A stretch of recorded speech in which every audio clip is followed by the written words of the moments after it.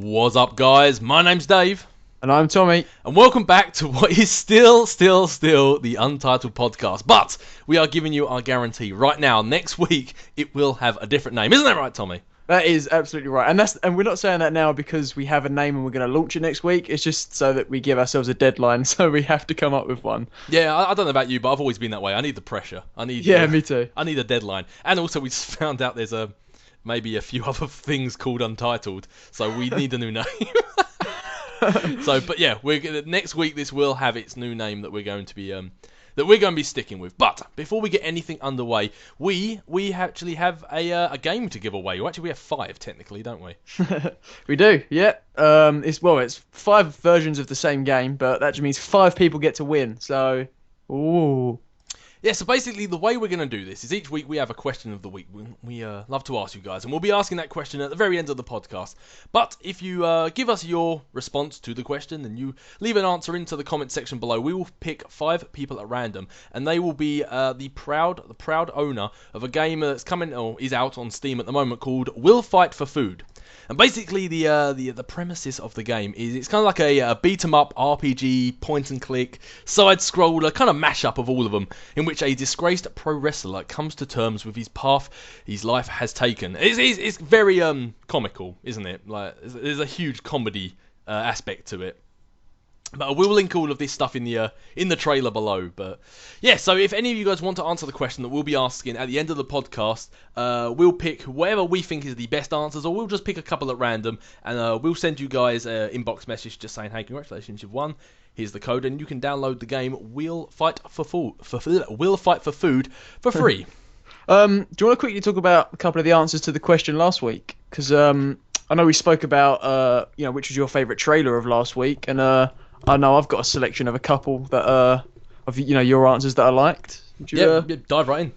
Well, Jim Jenks, or Jim Jenks, said the Star Wars trailer blew all the others out the water to me. I had chills all the way through, and I'm so glad they're all well and truly back.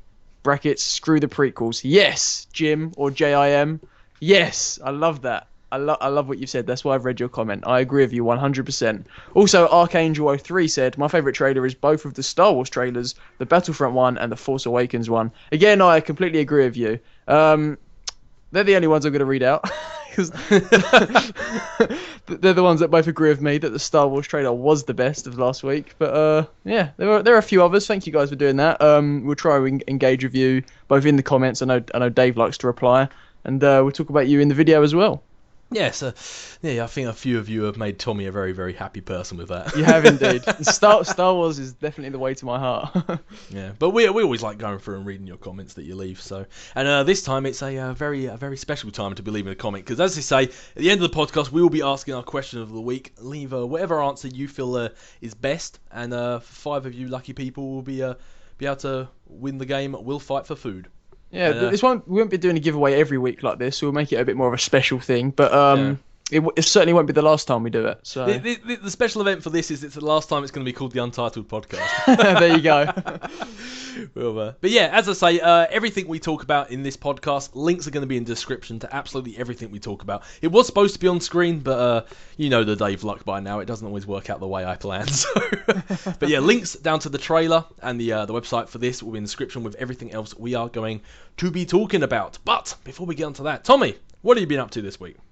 I haven't read anything this week. I've been too busy working on things like Schmotunes and stuff like that. It's taken up a lot of my time lately. But what have I been watching? I don't think I've been watching anything either. I haven't seen any new films or new TV shows. God, that's really depressing. God, I don't like this question anymore. What about you? What have you been reading or watching? Well, I was going to say, before I get on to me, you have actually finished your Schmotunes. I always screw up that name. Schmotunes thing. And it's gone live. Did you want to just... Yeah, okay. Speaking of the Star Wars received? Trailer that I loved so much, and I'm glad you guys in the comments did as well. I made a shot-for-shot remake. I think I mentioned that last week. Yeah. But yeah, it's finally live on the Schmoes Know channel, so you can check that out, and it's been well received. And we have T-shirts now. I've got T-shirts, Dave. Yeah, that's exactly what I was just going to say. You have your own merchandise. Look at that. I know. It's a life goal that I've now accomplished. But yeah, I'm sure we can shove a link somewhere for all that. all that fun stuff. Yeah, your bucket list is getting ticked off very quickly, isn't it? It is indeed. You can curl up and die soon. Wow. Thanks, Dave. Yeah, maybe we should call this the "It Just Got Very Dark" podcast. But no, I cannot curl up and die anytime soon because Not at least of until the Infinity War. plethora. I love the word plethora.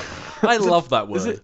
Good. Well, of amazing things coming out soon, and we're going to talk about a lot of them this episode. Yeah, we've got a lot to get through, so we might have Yes, to actually, we really have. We might better have to get crack move on on with some of this. Right, so very quickly, I've just got home. I was out buying my little sister a birthday present. Yay me! Oh. And I popped into my local comic book shop, which I shouldn't have done because I bought a lot. It's nice to see you supporting the local comic book shop, though. It's really important to do in the 21st century. Yeah, exactly. So as everyone knows, I have my Marvel Unlimited subscription, which is a lifesaver. It's just As do I yes, now. as do you, which is absolutely fantastic. But I still like picking up like the big events, and if there's like especially with Secret Wars coming out now, I feel I might catch up as much as I can and then start buying the issues because I don't want it to be spoiled. I want something this huge to be brand new and I read it, and it will get spoiled either Marvel YouTube or Marvel Twitter or the comic book channels I watch. Something will eventually just drop it in the title and it will get ruined for me. So I think I might try and stay current. In that vein, I picked up Avengers X-Men Axis, which I haven't read. I have no idea really even what happens, but I'm guessing it's kind of almost like the roundup of Avengers versus X-Men. Sort of like, I know they're two separate events, but you know, it's the X-Men Avengers put them all together fighting, and then they were working together. And I'm guessing Axis is the last kind of thing on that. And I also bought Time Runs Out Volume 1 and Time Runs Out Volume 2. Oh. So the lead up to Secret Wars. So I'm really excited.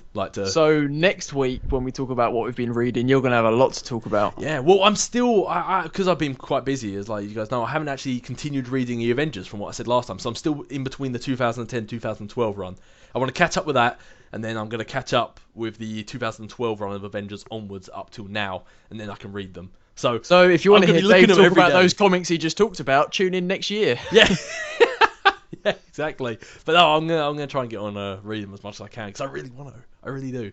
I stopped just before Infinity War, and then I saw that they had the complete event all on the Unlimited subscription. So I was like, oh, I really want to read this. But I thought, no, I've got to get the backlog of Avengers done first because I was only reading New Avengers. So it's a whole mishmash of things. It's that rabbit hole we talked about. I'm waiting for the day that you tell me you've come back from the comic book shop with some DC comics. That's what I'm waiting for. Yeah. Yeah. Well, Joe, when I was in there, I had a look at a few Justice, because when I was looking for some Marvel stuff, I skimmed over to DC as well, and I saw a few DC things, and I was like, I know a little bit about that now because me and Tommy talk. I was like, I know what this is. we do talk. We do talk. We do talk. Yeah, I know. It's shocking. Yeah, really, what we do is we record both of our voices separate, and they just happen to link over each other. It's really well timed. But anyway, speaking of comics and Marvel and stuff like that, I think that segues, as we always do. As we always do. That segues very nicely onto. It's not really. I suppose you can't really call it an announcement. It is, but it was just like a teaser, just a picture that was sent out on. I think it was like Marvel's Twitter, and Telltale did as well. And it's literally all it says is Marvel, Telltale Games, 2017, and I am excited, so excited. What's not to be excited about? I mean, I've been told nothing, but I love all of it. Yeah, it's like, especially seeing how right now I'm doing season 2 of The Walking Dead walkthrough on the channel, and then now they come out with Marvel Telltale, like one of my favourite. I say gaming companies because I've been having a few issues recently with them, but that's a whole other kettle of fish. But yeah, like with Marvel, like my favourite thing, and then right now one of my favourite storytelling game companies combining. I'm like, oh, the possibilities of what story they're going to come up with. It's just endless. It's really, really interesting. And the art style as well that Telltale so often put out, that comic book style, is what makes them so unique and so great, apart from obviously their great storytelling. So now we're going to get that blended with, another comic book thing, obviously The Walking Dead based on a comic book. I can't wait. It's going to be great. Yeah, and the only thing I'm not worried, sorry, that's the wrong word. One thing I'm trying to think, like, what story are they going to do? What great comic book event or like single series run are they going to do? And then I thought to myself, whatever they choose, how are they going to do the action? Because let's face it, any big Marvel story eventually has a fight scene. So unless it's going to be a cinematic or a QTE like cutscene, I'm thinking like, how are they going to? Maybe it's like I think like Civil War, just for example, it's always like the one you think of, but they've already made games of that. There's a film coming out of that. So as cool as that would be, I'm kind of hoping they don't do Civil War because that's been done a lot, and I'd like to see many other great story arcs be done. But just for example, you can imagine like your first choice at the end of the first episode, Cap, Iron Man. Who do you choose? And then after that, you've got other little choices that you have to make as you're going along. Like maybe you're fighting someone, or maybe you run away, or I can imagine there being. Like, let's face it, there's gonna be so many big choices you can make. It's just so well. Like, what if they were to make a story arc? What would you like to see? I'm trying to think now. I think Secret Invasion could be interesting. Kind of, a who's who, and is this the real person? That sort of thing, and kind of taking a bit more of an investigative role in that sense. Making choices like, do you believe that this person is this person, or is it a scroll? And you could put your trust in people, that kind of thing. That could be kind of interesting, I think. But I really don't know. I mean, the Marvel Universe is, huge. It's got 70 odd years of history. They could really go in a lot of directions, and I think that just makes it even more exciting. Yeah, exactly. Or unless they come up with an original story. That's the only other thing. Yeah. Kind of like they did with The Walking Dead. I mean, like you had like Glenn like snuck in there, didn't you? It was like, hey, look, a little nod to the TV thing. But what if you're a new group of superheroes? Yeah, even Wolf Among Us is all set before Fable starts. Like that, so that they're not. It wouldn't be out there to go with different characters, and that might be really interesting. A new hero. That'd be kind of cool. I think like if they were to do it, like I don't think Marvel would not use their characters. Because if they're not going to use the characters, then why even make it Marvel? I think it's such a huge pull to have Cap, Spider-Man, Iron Man, Hulk, Thor. Like, they're such a draw. So I think your character will be brand new, but you'll be interacting with the likes of Captain America and the Avengers and the X-Men, and that's how I feel it will probably go. So maybe they'll get an event that's already happened, or maybe like a mishmash of some of the events that have happened, and your character will be interjected. So you've got all the characters. You don't take up another character slot. You're brand new into this story. So I think that's kind of like the way they'd go. Because it's like, well, what would happen in Civil War if you were there as well? And then they can make like each season, like season 1, season 2, season 3 could be Civil War, and then it could be Secret Invasion, and then it could be Dark Reign and Siege. They can literally just go through them one at a time like that. Do you think there would be the inclusion of any Fox characters? So the X-Men. Yeah. Do you think they'd include them because it's part of the Marvel universe, or do you think they'd deliberately not include them? I don't know. Exclude them. Yeah. I don't. You see, that's a good point, because I think legally, when it comes to games, they still have the rights. It's true. I think because like when Marvel vs. Capcom, you had Wolverine in that, didn't you? Yeah, and Lego Marvel. Yeah, exactly, and you had Magneto. So I think when it comes to games, they still own the rights. I think it's only in the cinematic universe. But do they want to exclude them? The same way in the comics, they're sort of brushing them to the side a little bit in some ways. I'd like to think they wouldn't, because people like Wolverine are such a huge drawing factor. Imagine Deadpool in a Telltale game. How funny would that be? Constantly appearing all the time. Like, I'd like to think they'd keep him in, like, just because they are such a drawing factor. Maybe not all the mutants, maybe just like Wolverine and Deadpool, and maybe like Fantastic Four will just be ignored and stuff like that. But I'm putting it out there, I don't think I'd want Deadpool in it, because he'd break the fourth wall, and I just want to be fully immersed into this universe the way I normally am with Telltale games. I think he would take me out of it a little too much, personally. Yeah. I mean, I love the character. I don't want comments to say how much I hate Deadpool. It's one of the films I'm most looking forward to of next year, and that's really saying something. But it's just in this game, it's not like Ultimate Alliance where I love him, telling me to get him some health orbs and breaking the fourth wall, because I'm not investing myself fully. But in a Telltale game where I want to be, deeply immersed into the story and the characters, I don't want Deadpool looking, through the fourth wall at me and talking to me sometimes. I think that would take me out too much. What do you think? No, I think that's actually a good point. That is quite true. I think like when I was thinking of Deadpool being there, I was more thinking of like sort of like how he was in the Lego Marvel, where he was just there. Like you'll be in a level and you just maybe see him in the background. Like once per season, not even like per episode, just once per season, you might just see him in the background, or you might just see spray painted on the wall a Deadpool thing where he's been there. Or like you might like say like you're walking along. Sorry about that. say like you're walking along and you always overhear other characters' conversations sometimes without even talking to them. And then you're like, and then suddenly I see this red mask with black eyes just come in and slice everyone with a sword. And the whole time he was eating a chimichanga. Like, what's that about? Like, I think something like that where he's just constantly referenced. So wherever you go, he's been there or he's about to be there at some point. Yeah, But no, he's never I love the actually there. character and I love his humour, but if they did that in there without any full breaking, then I would be totally down. But I just wouldn't want to be taken out of that story. No, I completely agree. Because as I say, Telltale, despite some of the actual gameplay mechanics that I've been having a lot of grievances with recently, only on console though. This isn't on PC, only on console.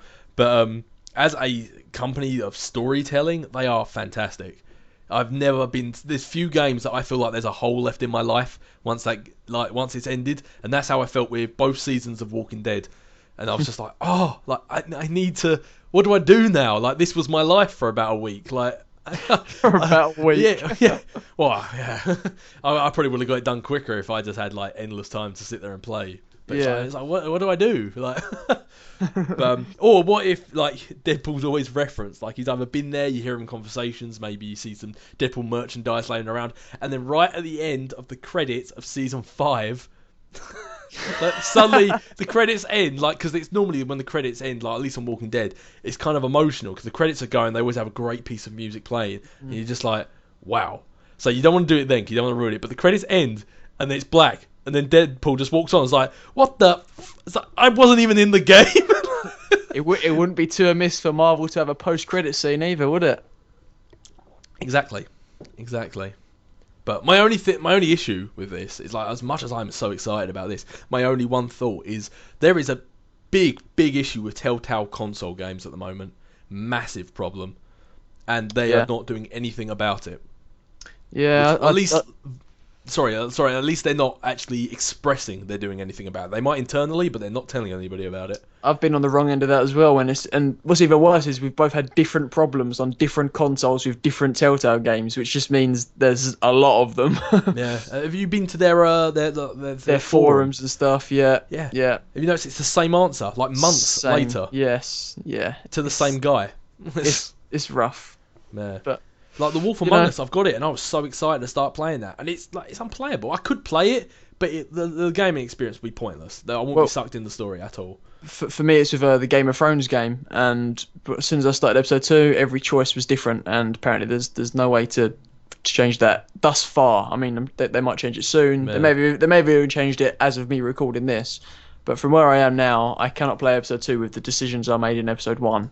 And that defeats the whole game to me. I'm not going to play with some other decisions. Yeah, exactly. Big decisions as well. It's not on. And quite often, if they reset the decisions, it's always like worst case scenarios decisions. Yeah. Because they want you to do the It's season like before, don't they? People dead who shouldn't be dead. People in power who shouldn't be, and that's what makes Game of Thrones. So it's totally ruined it for me. So it's not cool. Yeah. The biggest issue I was having is it's like the console can't keep up. It was the opening cutscene for Wolf Among Us, and it glitched out, and instead of slowly coming towards the screen, it stopped, and then suddenly was right at the front of the screen. And I was like, wow, like it was like lag, but on a single player game not connected to the internet. And I was just like, this is insane. Like nothing's even happened there. Like The Walking Dead season 2, I had some issues with previously on The Walking Dead because it was clearly trying to load all my decisions, and I kind of thought, all right, that's fair enough. Like it shouldn't happen because they've released the game. So it shouldn't happen, but I understood why it happened. The opening cinematic on episode 1 of season 1, glitching and lagging, I was like, no, this isn't right. And apparently across the board. And what makes me angry, makes me angrier than the fact that they seem to be not fixing it, yet making new games, but it's the fact they're still selling it. That's what bugs me. They know there's a problem and they're still letting people buy it. If they recalled it and then they just couldn't fix the problem, I'll be like, man, that sucks, but oh well. But they're still selling it knowing it doesn't work properly. That angers me a lot. Yes, it's a real problem, and it shouldn't be happening. Yeah. There's no two ways about it. There's no grey area. It's black and white, and yeah, they're wrong. Yeah. I didn't mean to go off such a big tangent about that. No, please do. It's just like I'm prone to do the same thing. I'm sure if we even touch on one certain topic, I'll go off for crazy. But I'm not even going to mention it because I know I'll go crazy. No, if you do though, I'm going. I think I know what it is, so I might save it. 'Cause it's probably going to come up anyway. So, The fuse is there. If you light it, it would explode. I'm crazy. I might do it. I might do it right at the end, and just as you start the rant, I'll end the recording. You'd be like, son of a.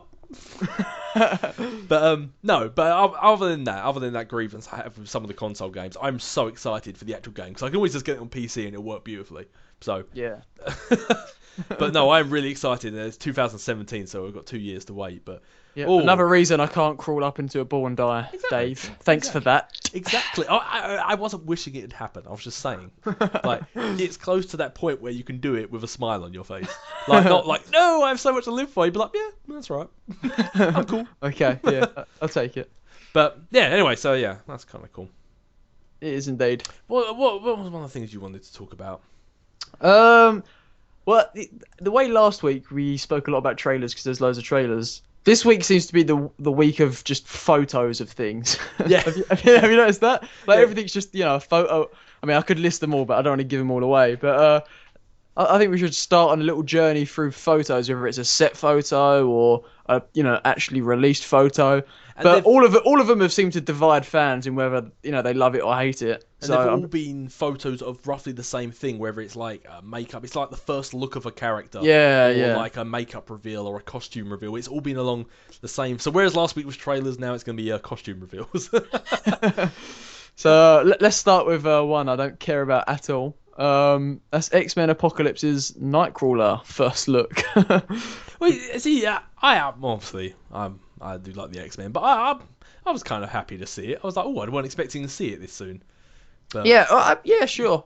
All right, so you say you're not that excited about it. So before I go on a massive like, ooh, I love it.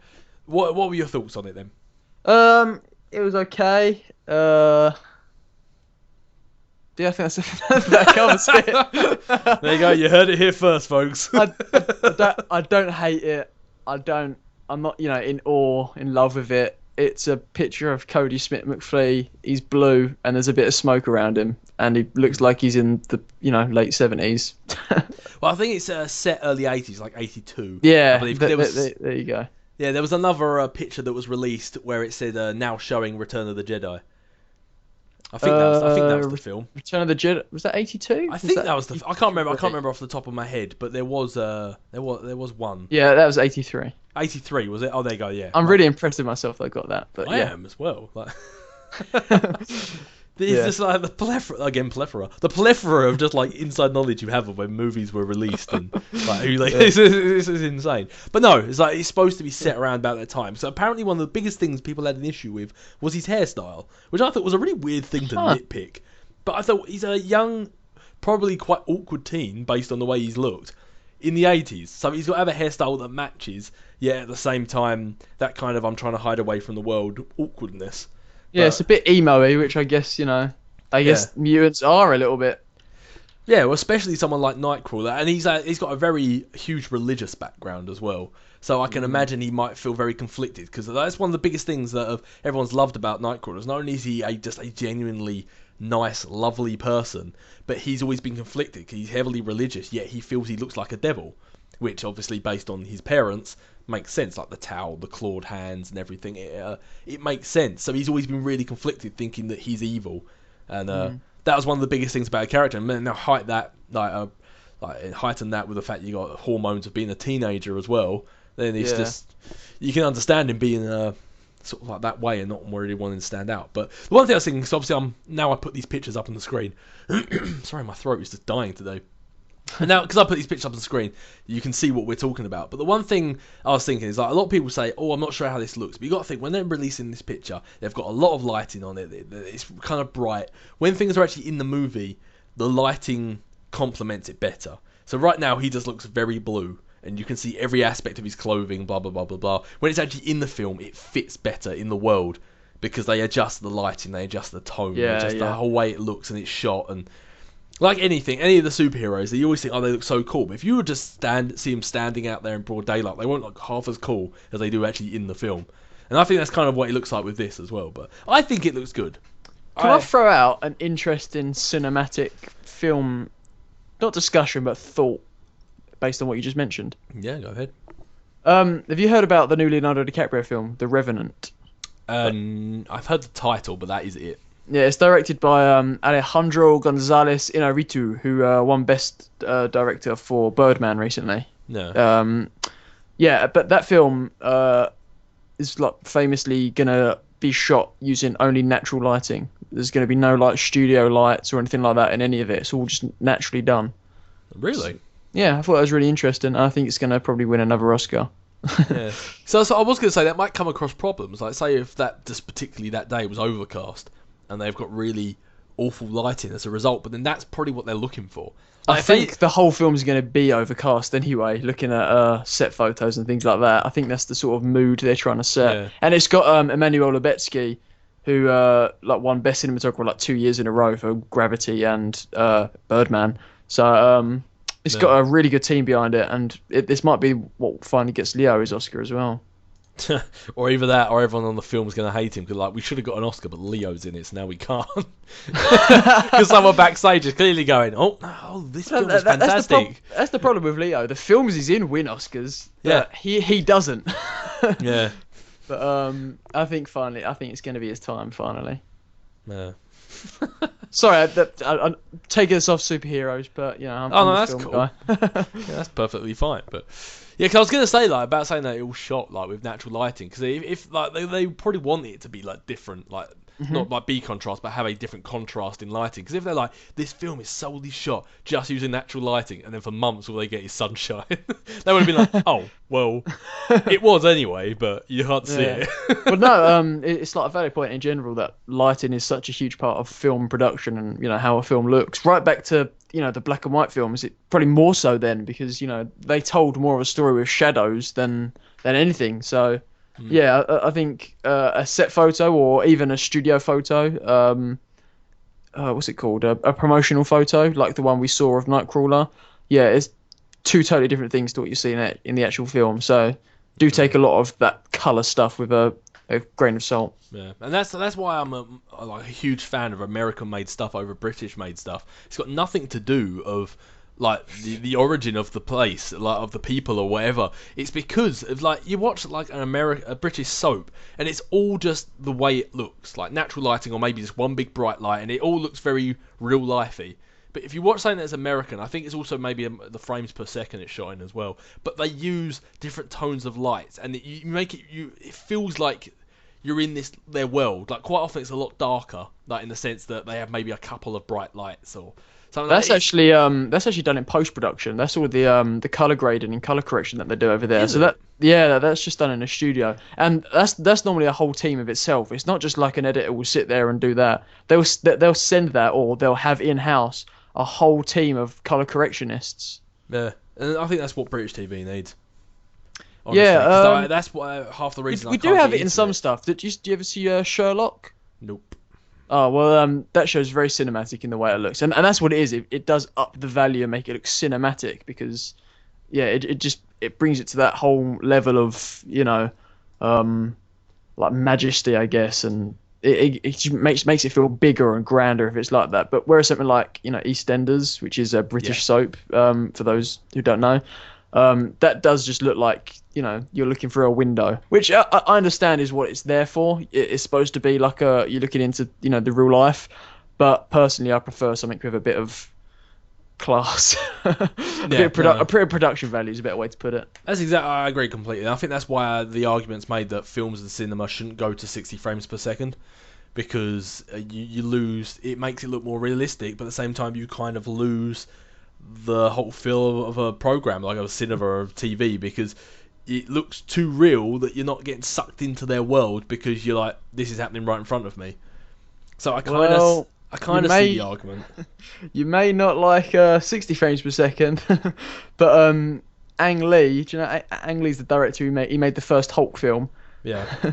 His next film, it's like a war film called Billy Lynn's Long Half-Time Walk, will be shot at 120 frames per second. So really? No, that's the same. That's not me saying I dislike 60 frames per second. I love 60 frames per second, but I was just saying I understand the argument that's being made that it shouldn't be brought into cinema and TV. I think personally it's kind of cool, but Well, Hobbit was the first film to go 48 frames per second because cinemas typically are 24, so Mm. double was the 48. I didn't like it. It felt I was too aware of the sets and things like that. But I think that just comes down to the way they shot Hobbit, and I've got a lot of problems on that. And again, I could talk a whole podcast about that. Yeah. But I think 120 is going to be a step too far. And I know the Avatar sequels are talking about doing that as well, but. uh, James Cameron's he's gone a bit crazy lately, but again, I could talk about that for a while as well. Let's not go there. Yeah. But yeah, so getting back to Nightcrawler before we move this along, I think he looks cool, and I'm also kind of excited to see the role he's going to play in X-Men. Bearing in mind it has been confirmed that he's going to be the child of Mystique and Zazel from X-Men First Class. Which is this is weird. Do you not think that's weird? Well, that's how it actually sort of I rolls know anyway. that, but the way they set these characters up, like who Mystique is and who Azazel is in these films, I can't see that a fit there. You know? Do you Yeah, agree? well, that's the thing is between First Class and Days of Future Past, which I just happened to rewatch the other day, Days of Future Past, which it looks so beautiful in Blu-ray, it really does. But there was a good, I think it was a good 10 years. I think it was was it 70s, late 70s, X-Men First Class, Yeah. and Days of Future Past was the early 80s, I think. No. Hmm? Wait, no, was it? I can't remember What? which way round it is. No. First Class is 60s. 60s, yes, and yeah. Days of Future Past must have been 70s then. Yeah, because it was the Cuban Missile Crisis, wasn't it, in the first Yes. one, which was date 62. Yeah, and that makes sense because also at one point in Days of Future Past, Charles Xavier is saying that eventually, because of the war in Vietnam happening, loads of people got drafted or either left, and that makes sense why Havoc was then in Vietnam. Because let's face it, say he was 15 in X-Men First Class, that make him now 25, which makes sense. He's been drafted for the military and blah blah blah blah blah. So that makes perfect sense. Do you think there's a 10-year gap where Mystique, Magneto, Azazel, all them were rolling around together? In that time, it makes perfect sense that they may have bumped uglies, and in that time, she's been pregnant, disappeared, had a kid, put it up for adoption, done whatever she's done, and then that makes perfect time sense that, let's say, in the 83, when Age of Apocalypse is happening, there's Nightcrawler, like 14, 15 years old. The time frame fits up kind of perfectly, and makes Jennifer Lawrence's reaction when she's in a Boulevard Trask's office, and she's flicking through, and she sees Azazel and Angel both dead. That kind of makes more like credence to her response to it, why she was so upset when she saw it, because obviously it's the father of her child. So, But Jason Fleming's 48 and Jennifer Lawrence is 24. That's double the age. I don't think that matters. She wasn't her and Fassbender as well. Also, like not the actor and actress, but like in No, X-Men. the characters. Yeah, Yeah, 'cause but they I said don't it- think Fassbender's that old.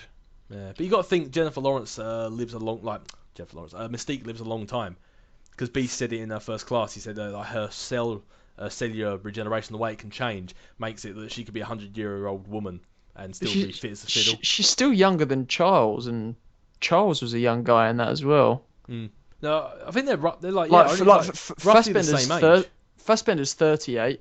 Oh, are you talking about the actual? Are you talking about the characters or the actors?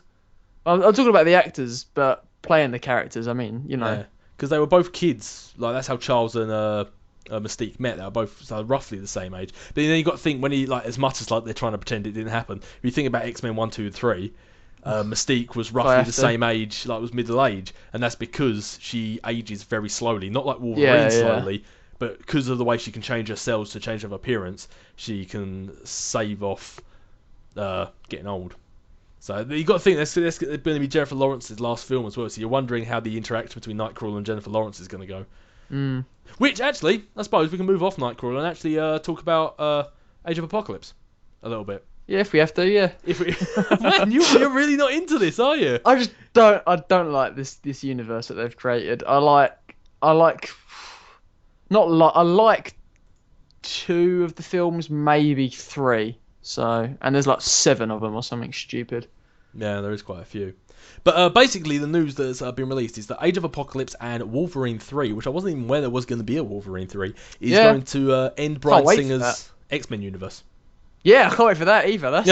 That's great news. See, this is something that Tommy's only just told me, because this took me by surprise. Because the way I'd seen it, like when I heard about Age of Apocalypse and I heard about the new cast of the X-Men that had been released, I was thinking, right, this makes sense because Jennifer Lawrence's contracts are coming to an end and she's done with it after Age of Apocalypse. Nicholas Holt's contract's coming to an end, although he has expressed that he would continue in the role if he's asked to as Beast. So that's cool. And they've got a whole new cast of X-Men that are young teenagers under a young Charles Xavier, and I thought, right, this makes sense. They've done Days of Future Past, literally reset it, and now they can start off their little shared universe of just X-Men. That's the way I thought it was going to go, and then this news gets announced that this is going to end their X-Men universe. This is going to be the last ones.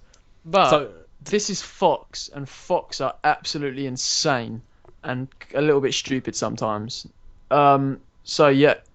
What I'm just speculating here because this is still a rumor as well, but this is like an El Mayimbe rumor, so he's the man. I think I've spoken about him on the podcast before, but yeah, there's not to say that they won't just take the big guys out, Hugh Jackman as Wolverine, Jennifer Lawrence, and then they might just throw the new Cyclops, the new Jean Grey. They might just throw them in a new rebooted universe, but the same actors, because then you've kind of given them this box office draw, because the amount of money Days of Future Past made, Apocalypse is going to make a lot of money as well. You've already given these relatively unknown actors a big platform to stand on, and then that's a good way to start a new spin-off reboot, not a reboot universe, just like First Class was, just, to X-Men Origins Wolverine, because apparently they're still kind of in the same universe, since they call it Wolverine 3, not Wolverine 2, so they've kind of got this weird timeline anyway. They might just have this same cast but in a new universe, because we're obviously getting a new Gambit with Channing Tatum. So yeah,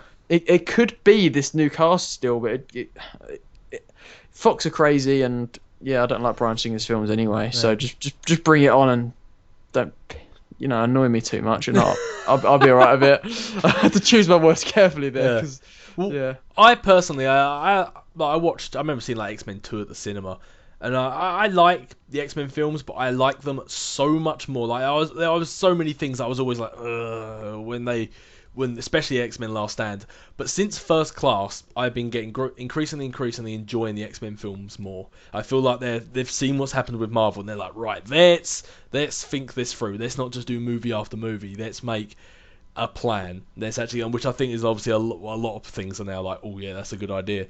I've got a feeling, looking at this, and as I say, links to all this stuff's always in the description, but I've got a feeling, looking at this and looking what's written, that this might just come to the end of Bryan Singer's universe. So that's not to say that everything's going to get recast and redone after Apocalypse. I think the same cast and the same characters might continue. Like, I'm talking about the new cast that are going to be just starting in Age of Apocalypse. I'm reckoning, like, say Hugh Jackman, Jennifer Lawrence, all them lot stop, but all the new people that have come on are going to maybe continue after Age of Apocalypse, but it's going to be the start of like a new, not necessarily a new continuity, like everything that's happened, but that's the end of Bryan Singer's run, and it's time for somebody else to come up with a new idea of where this is going to go. Like, this is Bryan Singer saying, like, this is my story done. And it's called Brett Ratner's X-Men 3, The Last Stand. and then after that we got First Class, which is obviously incredible, Matthew Vaughn, and it is the best of the X-Men films in my opinion. But then, no, Bryan Singer has to come back, and he has to make Days of Future Past. I liked it, though. I know you don't, because of the plot holes, but I'm able to look past them and just enjoy the film. but after Bryan Singer left, we got X-Men 3, we got X-Men Origins, and we got First Class and Wolverine and The Wolverine. So there's 4 films. I think 2 of them are good, and I think 2 of them are some of the worst pieces of cinema ever. That's Gavin Hood's X-Men Origins Wolverine and Brett Ratner's X-Men 3 The Last Stand. Yeah. Those 2 were just awful and insulting to me as a fan of film and a fan of comics. But being said, Bryan Singer came back and he insulted me even more with Days of Future Past. Oh, I can't agree with that. That's after he did what he did to Superman in Superman Returns, and what he did to Jack with Jack the Giant Slayer, and I can't. I can't wait to see the end of him. I'm honest with you. I've got to say, I think a bit of your Bryan Singer hatred might be clouding your I judgment. liked Valkyrie. Because I think Days of Future Past is one of the best X-Men movies out of all of them come out. I think First Class, Days of Future Past, possibly X-Men 2, maybe. I liked that one. It wasn't great, but I liked it. But let's X-Men face 2, it, it's The miles Wolverine, better. and First Class are the only films I liked. You got to admit though, it's much better than nothing is as bad as Last Stand. It's not as bad as Last Stand or Nothing's as or bad, Origins but... Wolverine, but it's See, I never got it's that hype. but it's right there above. It's the next worst one for me. I think the first X-Men film is better than that. I don't know. It was. I don't know. I've always thought they were all right, the X-Men films, but they needed that just plan. They just need to have a route in which they're going down. I think that's the biggest problem. They've always just been tackling fires as they've come, and they need a plan. I think this new younger cast. I think they'll bring in a new Wolverine because Hugh Jackman's going to be done after Wolverine 3. We'll talk about that later for sure. Yeah. Is he still just rumoured to be in Apocalypse? He's going to be in Apocalypse. Yeah. Is he? Yeah. Is it going to be a big role or? Because I thought he was only rumoured so far. It's tough to say. I mean, he was in First Class for all of 4 seconds. Yeah. And it might be my favourite Wolverine screen appearance. Yeah, it was brilliant. Do you know what I think? I've literally just thought of this. I think what they need to do is in Age of Apocalypse, they need to focus on the new cast heavily.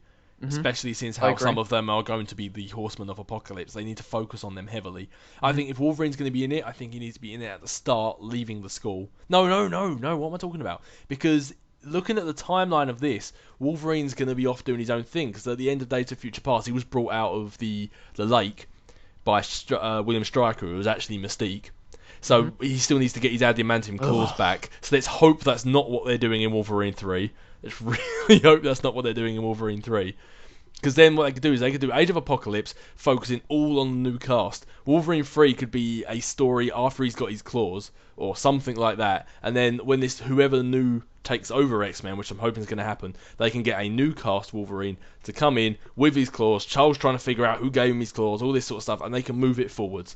And he can be then just in the X-Men films, and there won't be solo Wolverine films anymore. That's the way I want it to go. They just need to have a plan, and it needs to be about the X-Men, not Wolverine and the X-Men. Oh, it's so convoluted. There's so many versions of this. Or I think Bryan Singer just made a complete mess of it, and I hold him entirely responsible. I think the reason is because he started... It was like the original Spider-Man films.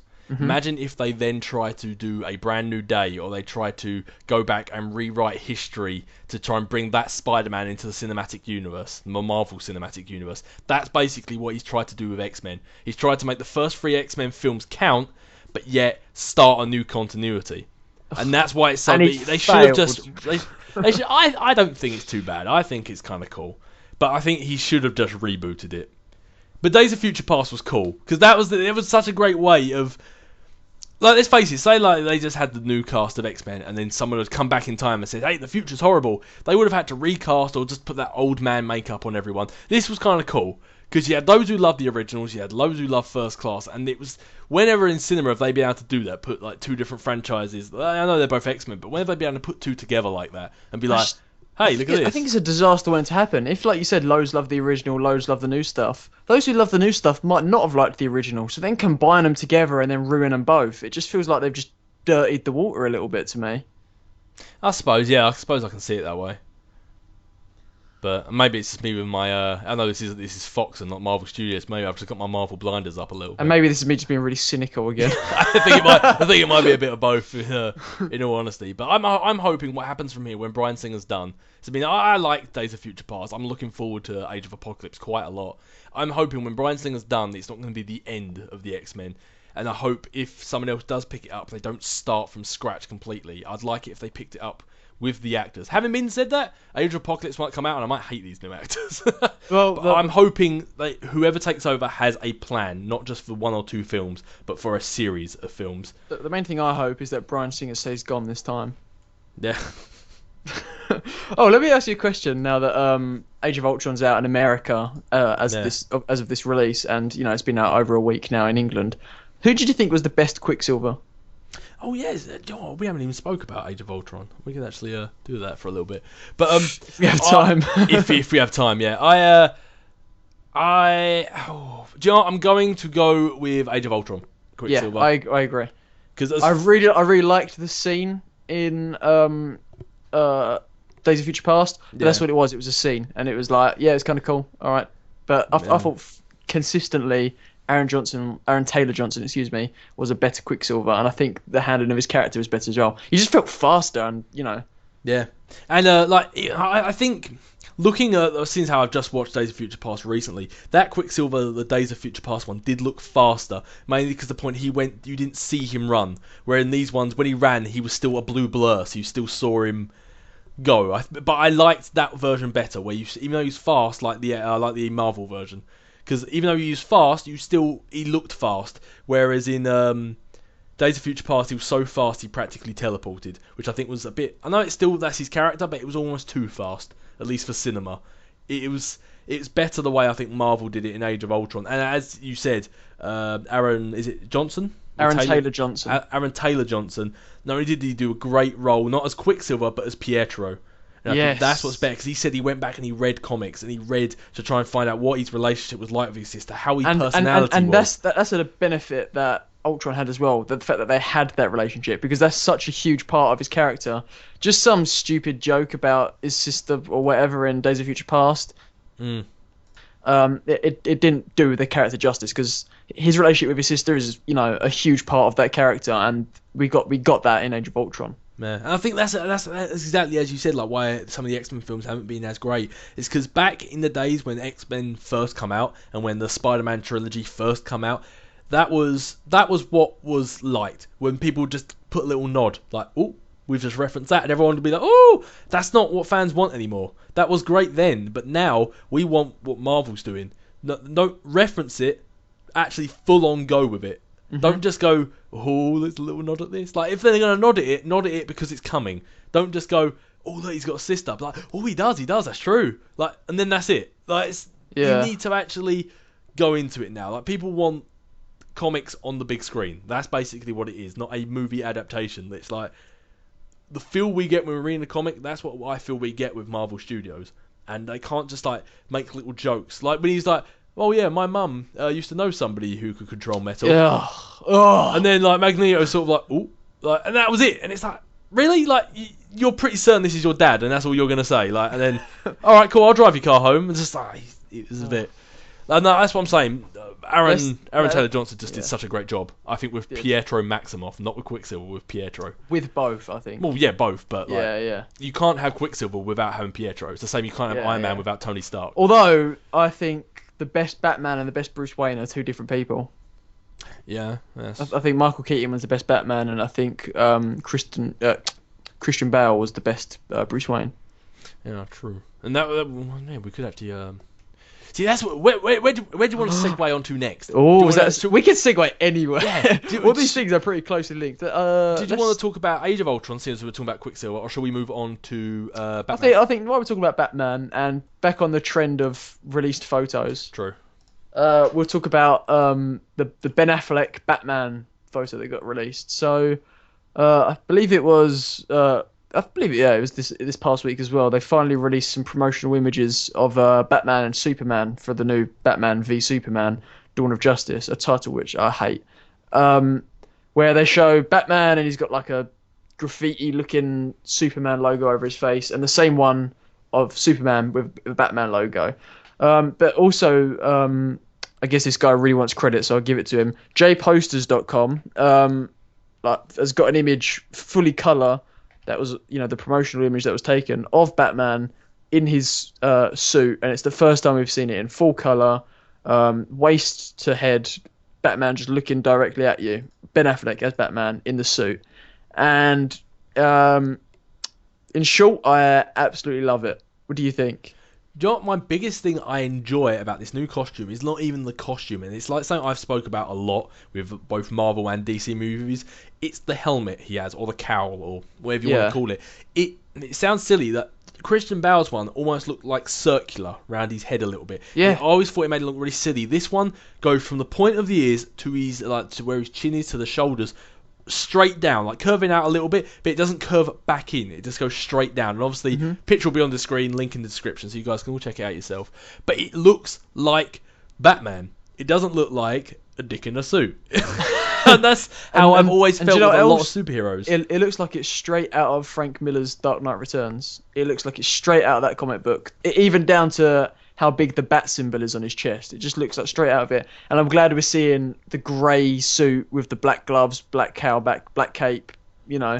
Which is what's been in the comics since the early days when what was it? When he had like purple gloves and it was all campy. It's been grey always, but then in every single film they seem to make it just all black, which I kind of understand. But I'm so glad we're finally seeing the grey suit.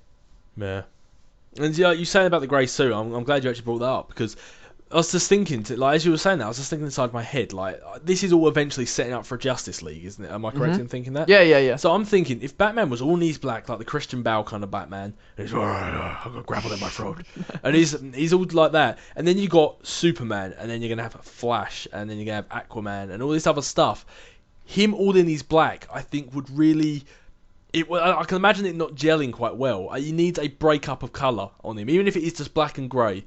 I think that's going to make him fit better, because if he was all black, I just think it would look like I don't know. In my mind, I can just imagine it the Justice League and Batman. But I think it sounds silly. Yeah, it sounds silly. It's just like a visual thing. No. That's very, very, very important in comic books. Yeah. Superman wouldn't be Superman if he wasn't wearing blue, red, and yellow. It's very important. I'm totally with you 100%. Yeah, and I just feel like at least as long as there's a slight contrast in colour on him, just whether it refers to the comics or not. It just needs to, so he looks like he's wearing an outfit as opposed to just a suit of armour. Like, imagine if Iron Man were like, remember in Iron Man 1 before he puts the hot rod red on it and it's just silver. Imagine if that was like War Machine. Imagine if that's what Iron Man was like. He wouldn't have as much pizzazz as he has without that alternate colour. And I think when Batman's just all black, he has that same dullness. He needs, even if it's just grey like it is, it just breaks it up and it makes it look more, you're a superhero, but it still doesn't look goofy. It looks kind of cool. And... I want to know how much is like padding in the suit and how much is Ben Affleck, because he looks ripped. That is Ben Affleck, because I remember something saying that he was actually too. All the sites and stuff were saying that he's too big for Batman. Apparently, he's the biggest Batman yet, like muscle wise. Which is awesome. He looks like he could beat up Superman, which is what everyone wants to believe. That they want to believe that an ordinary man can do this, and if any ordinary man can do it and has done it in the comics, it is Batman. So, and Ben Affleck looks like he could do that. I cannot be more excited for this casting, not this film. I'm worried about the film. I'm not worried about the film. I'm cautious, I think, is how I'm going to word that. Yeah. But now you say about the casting, I agree. Like, everyone was always getting aboard the hype train, saying about how much they didn't like Ben Affleck and what have you done. And I'm really excited to see him as Bruce Wayne. I'm really curious how I think he's going to do well, because if he plays a rich guy in a film, he nails it. I think he just has that smarmy rich guy look about him, and I think he's going to do a really great Bruce Wayne he's going to look like, I'm the rich playboy billionaire, and yet when somebody says something to him and he just has to be serious for a second, I think you'll see that snap like that. Actually, look, there he is the world's greatest detective, but he's just acting the part of Bruce Wayne. I couldn't agree more. Yeah, you're right. I'm really interested to see. I think it's good, because let's face it, whenever, like, if you see it in Gone Girl, where she's waiting for him to do that smile on TV. Yeah. And that's the smile I can see him doing as Bruce Wayne. Just like, I love Gone Girl. That was one of the best films of 2014. That was such a good film. That was a good film. It really was. Yeah. No, I'm excited. I like him. Yeah, and we might actually be getting Batman twice next year, in both Batman v Superman: Dawn of Justice, a name again that I hate, and Suicide Squad, as we've seen a certain actor was under cover of what is it, like, I don't know, some sort of blanket or something. Yeah, it was kind of weird. Again, as I say, links in the description. I'll probably put it on the screen now for you. But yeah, it does look kind of funny. It's like he's a ghost. It looks like have you seen those videos where it's like ghost caught on camera, and then suddenly there's a guy with a sheet riding a bike just goes past? That's what he looks like. Yeah, look, we're just seeing someone on the set of Suicide Squad, which is shooting at the moment, Again, we'll talk about that again in a second. And he's just being led around by lots of cast with a big, maybe even a cape over his head, from one place to another. And there's also been shots of Ben Affleck as Bruce Wayne walking around. So it's looking like either Bruce Wayne or Batman or both are going to be in at least some way in Suicide Squad, whether it's like a flashback for Joker or whether he's going to be like the villain of the film, because obviously it's a point of view, and if we're from the point of view of villains, it would be that way. So he might be in it in that sense. And again, this is another photo that's released this week, but yeah. Yeah, it is kind of funny looking at it. Yeah. Can you imagine him? Oh, I'm the hero this town needs. That's what it deserves. Or however the line goes, I'll probably just fudge that out. But with that sheet on. Boo! Well, if Bruce Wayne wasn't a billionaire and he still had the same idea, that might be what his costume looked like. Yeah. What are you saying? I am the Batman. Boo! What? I am Batman. Van Gotham. Yeah, man. Speaking of Suicide Squad. You stole the segue right from me. There you go. Oh, that's actually on point. Like we said that exactly the same time. I'll let you go. You run. No. You take it away. I like hearing you talk about DC. What? Because I don't know what the hell I'm talking about. No, because you're aspiring, and I love it. All right, yeah. So the next thing, speaking of stuff like Suicide Squad and Batman, was the Jared Leto Joker reveal that came out. And yeah, you really are a pessimist. I'm beginning to see this now. See, I thought you would love this. Oh, come on, this is terrible. I love it. I think it's amazing. Hate it. I think he just looks like a psychopath. It looks awesome. I am so excited to see this Joker. I think he looks so cool. Like a hipster fanboy seeking attention on Instagram. That's what he looks like. Posted a picture of all his tattoos and his topless picture, and just making some face. I'm damaged. I hate it. I couldn't hate it anymore. I don't think. It says it like a nice calligraphy, damaged on his forehead. There's a J under his cheek, and it just says "ha ha" over his chest and arms. Oh, please.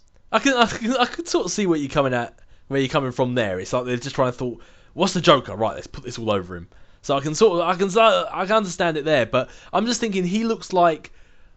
Again, I don't read DC, so I could be completely talking out my butt here. But ignore the tattoos all over his body. Look at his chin up, just his hair and his face and his eyes. The craziness in his eyes, I think, was kind of cool. But I just think he looks like the most, like visually from like his head, he looks like a Joker from the comics. He doesn't look like a movie adaptation. He looks like the skinny Joker. Because like all the others, you think of Jack Nicholson, you look at Heath Ledger, they've all been quite big. Like he's like the skinny, like you wouldn't suspect him to be as dangerous as he is. Looking at him, chin up, it still says damaged on his forehead. Which I hate. That's the worst one. Yeah, but immediately I will say that. I don't know why he has damage on his forehead. I will talk about such lovely calligraphy, but I will talk about some things that I like, and I will speculate with you briefly. I don't like the grill. But I do like that maybe his teeth have been knocked out. I'm hoping by Batman, because that would be awesome if Batman just knocked all his teeth out, because Batman can pack a punch and I'm sick of people just getting black eyes for a few scenes. I want some serious damage to be done. I like the... No, I don't like the hair. The green's too green. It looks like something out of... that American emo shop, Hot Topic. That's just what it looks like to me. I was gonna say, the glove looks like a medical glove, one of them disposable ones. Sorry, I was trying to come at things I like, haven't I? I've just said things I don't like still. I don't know. I don't really like any of it. Well, I was going to say, like you're saying about the green being too green, you got to remember as well post-production lighting, how they change everything. Yeah. So, as we were talking about earlier, I don't know. I think he looks awesome. I'm kind of excited to see. Let's jump on the speculation train.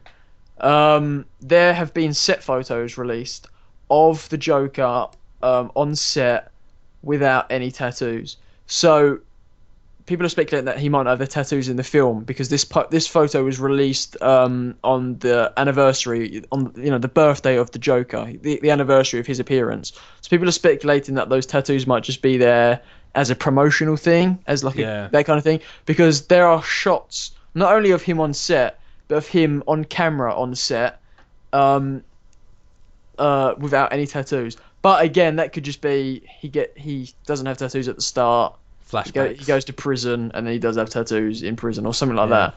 But it's just so ridiculous. It's so stupid. I understand. Like looking at this, I can see how maybe all these tattoos are a promotional thing. Because as you said, it's literally like they've picked everything that's to do with the Joker and put it on his body. Yeah. So if this was just a promotional thing, I totally understand that. But at the same time, I hope it is. Cool. I mean, I'd hate it as a promotional thing, but I hope it's a promotional thing just so it's not in the film. Because it also got a thing as well, but you don't want Joker to steal the show. This is like it's Suicide Squad, 6 members, isn't it? Well, Joker's never been a member of the Suicide Squad, so I hate that as well. But if we don't have to go there as well. But I think maybe 6 members, or I don't like anything this film's given me so far. Well, because I was thinking, because if it is like 6 members, we don't want Joker to steal the show. We don't want it to be Joker. We don't want it to be Joker and the Suicide Squad. Like everyone's gonna be looking at him, but he needs to be on par. It's gonna be the only time Jared Leto ever steals the limelight from Will Smith, because it's gonna happen. Yeah, possibly. I don't know. I'm just hoping that they make all the characters on an equal playing field. And I think they can't make him too big. It's the same way they tried to make the Avengers an equal playing field, but everyone just loved Iron Man more. It's just the popular culture that surrounds it that you can't. No matter how you write the script, you can't really separate that in the film. It's kind of cool when Captain America turned up in Avengers and threw his shield at Loki or whatever. But when Iron Man showed up playing Black Sabbath or AC/DC or whatever it was, that was just way cooler. It's just. The pop culture loves the Joker so much. There's no way you're gonna have balance there. I don't think. That's why I hate him being in this film. Yeah, and I do agree with that. I do actually understand what you're saying. Because I was thinking to myself, well, actually, everyone hates Hawkeye for some reason, but I love him. I love him. I was so glad how they built up his character in Age of Ultron. I was really glad about that. Yeah. Apparently they're supposed to do that in the first Avengers, but they said they just didn't have time to add it in. So I was glad how they did that. But he was a puppet in the first event. I was really annoyed with the handling of him. I'm so glad they gave him a good third act, because the first and second he just wasn't a character. It was like, oh, look, here he is finally in the film, and he's not actually an Avenger until the very end. So it was kind of irritating. But again, I understand what you're saying, because that's me who reads comics and knows the characters beforehand. So I get that. A lot of these characters in Suicide Squad, some of them it's their first appearance, isn't it? In the cinematic versions. Yeah. Yeah, so I do get that. Anyone who's just going in and knows nothing about DC is going to be like, Joker, and or Will Smith. And that's it. Or Margot Robbie, let's be fair. She's very talented. She is very talented. Can we stop talking about stuff that disappoints me so much? Well, I don't know. At this point, I don't think we're going to have a topic. What do you want to talk about? What's going to cheer you up? You've been quite negative Nancy. Alright, well, let's talk about someone else who's annoyed with things instead of just me being annoyed with things. Let's talk about Joss Whedon. That's cool, because then we do actually have quite a few Marvel things to talk about, including... Yeah. And let's move away from set pictures as well. Yeah, so go on, then. You know more about this than me. So no, let's talk... We'll come back to this in a second. There's a better segue there that I've just found. We talk about Hawkeye. Let's talk about things that don't make me sad. Let's talk about Hawkeye, not Jeremy Renner. Hawkeye's appearance on the Tonight Show with Jimmy Fallon this past week. That came out. It was so good. That came out of nowhere and took me by surprise, but in the best way humanly possible. It was so funny. So obviously I can only put a screenshot. I can only put a screenshot here in the podcast. But again, links in description. But for any of you who aren't watching this while listening, basically what it is, Jeremy Renner, as Hawkeye though, not as Jeremy Renner, as Hawkeye, went on to, what was it? So the Late Show? The Tonight Show with Jimmy Fallon. The Tonight Show with Jimmy Fallon. And basically began to give us a little ditty, a little rendition on the piano about why Hawkeye is so good. And I can't even explain it. It was in the... it's like a parody of the Ed Sheeran song "Thinking Out Loud." So yes, of course, and it's basically singing about all the things that make Hawkeye great, and it's hilarious. It starts. We see Jimmy Fallon introduces Hawkeye as Hawkeye, of course, and we see like a pan in shot of a piano with a with bow and arrows on And it. roses. Yeah. And the roses. And then we have Jeremy Renner in costume as Hawkeye, and he sings. It's so funny. It's perfect. You definitely need to check it out. Yeah. It's one of the funniest promotional things I've seen for Avengers for anything in that in that fact. But And I think that's probably made a lot of people love Hawkeye more. I mean, I did anyway, but I did anyway too. and the thing is, but he sells it so well. The He way does. he does it, he's not that great of a singer. He's not terrible, but he's not he's great. terrible, but he's terrible. He could have been worse. Let's face it. He could have been. It could have But been me. Singing. it's the faces he pulls. Like in the background, there's a screen showing loads of screenshots of the things he's doing. Like it's really ridiculous things. Like he's got a pair of thermal socks and stuff like that. It's really Yeah, ridiculous. yeah. But the face he's pulling while he's singing, he looks so emotional and he's So sincere. Yeah. It's fantastic. It's so good. You just links in the description. You gotta watch it. It's like if you do anything today, you watch this. It's so funny. But yeah, with that lightening the mood a bit, why don't we go in and talk about Joss Whedon? Let's just bring it right back down again. Yeah. Okay. Well, where do we start? It seems like what started as a fairly small thing could actually lead to what's actually a much bigger thing. So it started off with Joss Whedon, who, as talking about Jeremy Renner, is on the press tour at the moment for Age of Ultron. But what seemed like a passing comment could actually lead to something a lot bigger, and could actually pull back the curtain to what's actually a lot going on behind the scenes here. So Joss Whedon this past week was talking about Agents of S.H.I.E.L.D., more specifically Agent Coulson, because obviously for those who haven't seen, for those who have seen Age of Ultron by now, and those who haven't probably knew already, but Coulson isn't in Age of Ultron. It's no secret. It's out there. That's not a spoiler or anything like that. But Coulson's not appearing in any way in Age of Ultron, and he hasn't appeared in any film since he died in 2012's Avengers. So it's been 3 years now, and there's been a fair few films. So Joss Whedon's kind of saying that he is dead in the film versions, and that Agents of S.H.I.E.L.D. is kind of a different canon to the films, and that it's kind of this complicated thing. And yeah, it's hard to get my head around in general, let alone get my head around it and then re-explain it. Can you help me out here at all? Yeah, well, I don't know. I've like if you want to read the article, as always, links down there. But I'm not quite sure. Like, I love Joss Whedon. I love everything he's created. So that's why I don't know really how to take this, because as someone who's a fan of Joss Whedon, I don't agree with what he's saying, and I'm a bit like that moment where someone who you think is just so awesome suddenly does something to make you realise that they are just a human. And you're just like, Yeah. oh. Yeah. Because basically, I flicked through the article myself, and he's saying like the fact that like Agent Coulson has been in the films, he has been referenced, and all this sort of stuff happens, and the fact that Agents of S.H.I.E.L.D. reacts to the movies, like I think brilliantly, especially when like S.H.I.E.L.D. fell, they're still dealing with that, and I think it's just they're doing it in such a real way. And one of the things Joss Whedon was saying, that the TV show it reacts to the movies because it has to, and it kind of limits the writing, because whatever story you want to do, you have to at some point stop it or link it in with how it's reacted to the rest of the cinematic universe, which I kind of understand, but they've been doing it well. If anything, Captain America Winter Soldier, I think, saved Agents of S.H.I.E.L.D. That storyline with Hydra was fantastic. It was so well, and they're still dealing with it now. I think it was awesome. And the second thing was they're saying that the fact that Agents of S.H.I.E.L.D. hasn't got involved in the cinematic universe yet. It hasn't got involved yet. That's what I'm saying. But if anyone who's seen Age of Ultron, S.H.I.E.L.D. wasn't present at all. So why would Agent Coulson have to make an appearance? Like, Samuel Jackson was there briefly. Very, very briefly. I know it's because nobody was really... Mariah Hill had a bit of a bigger role in it, though, to be fair. Mariah? Maria, excuse me. Mariah? But no, she did. But then again, she was working undercover. Like, you think she's Tony Stark's new assistant to a certain extent, when really it turns out she's actually still just working for Nick Fury, just embedded in the Avengers to a certain extent. So exactly. So Coulson could have fitted in there. yeah, it's quite. like. But that's the thing. He's got his own thing let me just going on. Let me just give you a quick quote from Joss Whedon to really embed this. And that's literally just from, he said a lot, and you can see that in the link that Dave will put in this. But he said, as far as I'm concerned, in the films, yes, he's dead.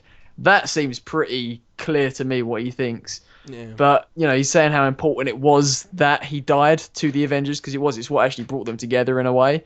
So to bring them back would really undermine that. And, yeah, I mean, I think Joss Whedon's saying he's dead just in the same way that everyone says the Hulk film didn't happen. It did, but people like to pretend it doesn't. And the thing is, what I also think is the stuff that's going on for anyone who watches Agents of S.H.I.E.L.D. is they've got so much going on. They've got two factions of S.H.I.E.L.D. that have popped up, and obviously being quite behind in the UK. I'm not sure if that's been resolved yet. I don't know what's happened, but you've got two factions of S.H.I.E.L.D. One that think they're running it for Nick Fury. Agent Coulson was personally by Nick Fury said to run it. So you've got these two factions back and forth battling, and Samuel Jackson himself is undercover. The whole world doesn't want S.H.I.E.L.D. to exist yet because of everything that's happened. I'm guessing with Civil War that's going to get even heightened, even more so. So the fact of the matter is, why, and also like if you think about what actually happened in Age of Ultron, why would Coulson have got involved?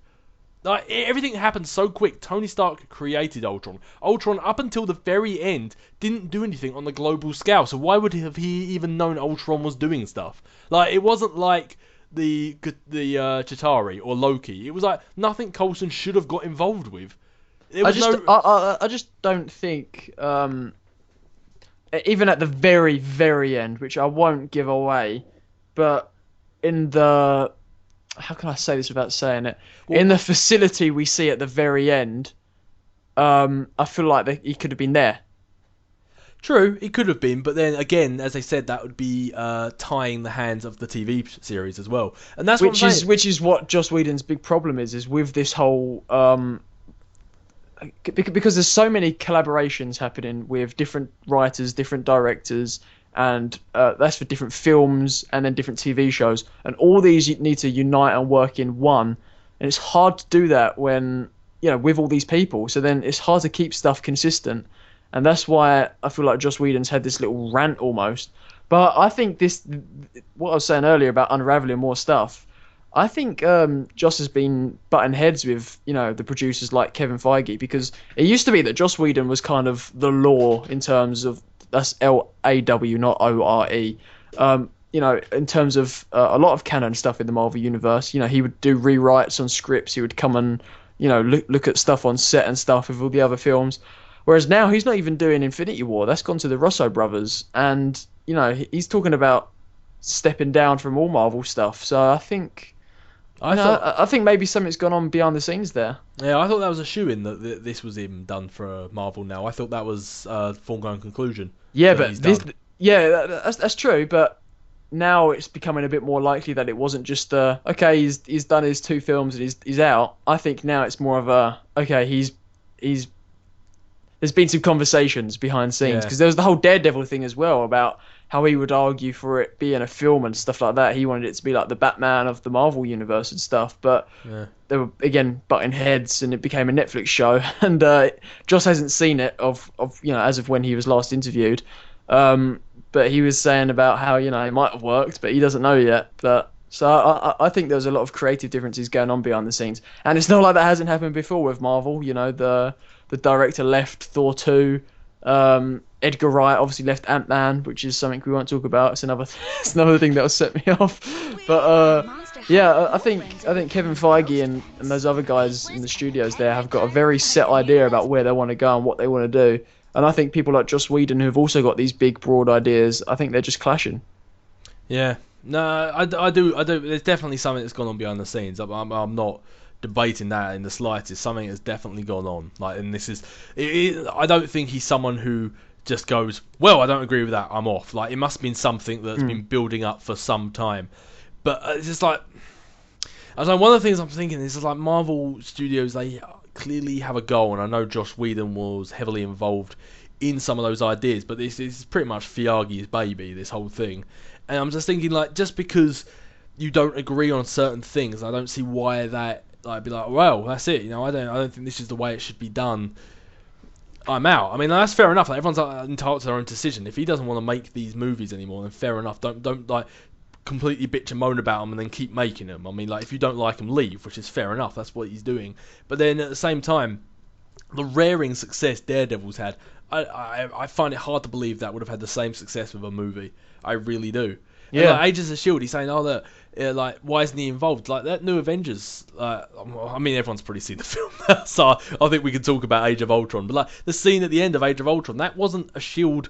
facility. That was an Avengers facility. Yeah. So why would Coulson be there? And who's to say he's not going to be there later on? I don't know. I feel as though he if he's going to be in the films again, I feel as though he would have been there. I feel as though this is the new thing that they're setting up, and Fury would have trusted him with that. I feel as like he's like Fury's go-to trustworthy guy. But ultimately, I feel as though he's doing all this kind of ranty thing because Avengers was such a passion project for him. Joss Whedon used to write for Marvel Comics. He's been a big TV guy with Firefly and Buffy. He's a big geek. So this is like a whole dream come true for him, and then to have all these butt-end of heads and it crumbling down, and he's had to leave over it, whether he's had to leave or he's felt he had to leave. Either way, he's left, and maybe that's just become a bit too much. I can see myself having a similar sort of reaction. I wouldn't want to see myself like that, but maybe I would. It's the same. If you got to direct the Avengers, and you had all these great ideas for it, but the people who got to say yes or no kept saying no, maybe you would be like, well, I'm out, and this is what I think of what you've got to say. I can kind of see his side of it. As much as I do disagree with what he's saying, I can see why he's saying it. Yeah. There's a comment actually on the page where we're reading this from by someone called Nemesis Forever, and I agree with what they've just said. The person says, and I quote, "I don't get the Joss hatred around here. Wow, the man created 2 amazing Avengers movies and a TV show that started out a bit flat." One amazing. I think they're both amazing. I think if you say the first one isn't amazing, you're really nitpicking. You're looking saying, what? If it's I not love the first one. I was about to say, because if you're trying to say the first one isn't awesome, then you're saying that if it isn't the best thing ever, then it's... The first one's my second favourite Marvel film. Exactly. Oh, are you talking about the second one, aren't you? Yeah. Oh, well, that's exactly. That was also an awesome movie. It's like, let's say, if it's not a good movie, is it like X-Men Last Stand? Like, it's not that bad. I've just got there's serious a scale. problems with it. Yeah. But anyway, this person said, wow, the man created 2 amazing Avengers movies and a TV show that started out a bit flat, but nowadays simply rocks. Joss is basically saying the Avengers don't know Coulson is alive and well, and that there was no point revealing that in Age of Ultron. A point I agree with, given the massive amount of subplots in that film. And I think that's true. Like, the last thing you want to do is... Like that film was awesome. There was no need for Coulson to be there. And if you had, it would have just been doing a Spider-Man 3 or an Amazing Spider-Man 2. Just putting too many things. Like, everyone was like, oh, Ulysses Claw's going to be in Age of Ultron. He was in there, one scene, boom, done and dusted. And it was like... That was good. If they had made, like, you already had Quicksilver, Wanda, the Vision appeared, you had Ultron. If they then had another person, it would have just made it, like, too much going on, and they wouldn't be able to fully explore it. And I think it's the same with Coulson. I think Infinity War, either Part 1 or Part 2, is when we're going to see the amalgamation of, like, everything together. We are going to see the Defenders, we're going to see the Avengers, we're going to see Agents of S.H.I.E.L.D. I think that is when everything's going to come together. And I think doing it too soon lessens the effect of it later. I don't think it's necessarily a case of just him being in Avengers or not. What Joss Whedon's saying is, in the film universe, separate to the TV universe, Coulson is dead. And he's saying, in the films, yes, he's dead. Like, he's not just saying, as a matter of point of view, he's not there or he is there. He's saying that in these, that is, a separate canon. That's what he's, like, pointed out. And that's what I think he may have had a disagreement about, of, how these universes connect or don't connect.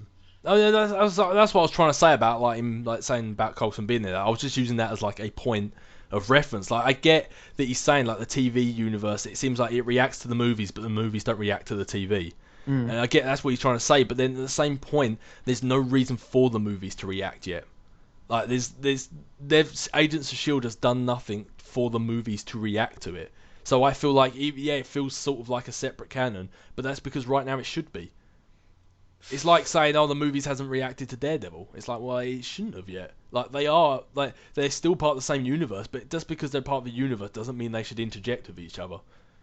Like, the universe is a big place. That's I true. think it's awesome. like the way everything goes. Like they constantly reference the Avengers in Agents of Shield, and since he's died, they have. It's not that they're saying he's still dead. They haven't referenced him at all. But that's what Joss is saying. I think that's where the problem's come in. He's not saying, yeah, the Avengers haven't met Coulson yet. Like what Joss is saying is, yeah, he's dead in the films, and whether that's what he agrees with or whether that's what Marvel's saying. Like, but the thing is, we don't know that because I thought until Age of Ultron, I thought the Avengers still thought Nick Fury was dead. I knew that obviously Black Widow and Cap knew that he was alive, but I thought the rest of Avengers still thought he's dead. And then when Tony Stark sees him, I was just like, why aren't you more shocked? I was like, oh, do you already know he's alive? So for all you know, it's like why like they might think he's dead still, but good, they're supposed to think he's dead still.